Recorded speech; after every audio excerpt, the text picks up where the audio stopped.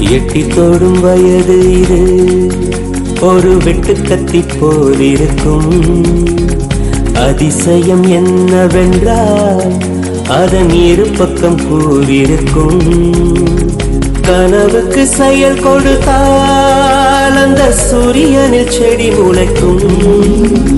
புலன்களை அடக்கி வைத்தால் தினம் புது புது சுகம் கிடைக்கும்.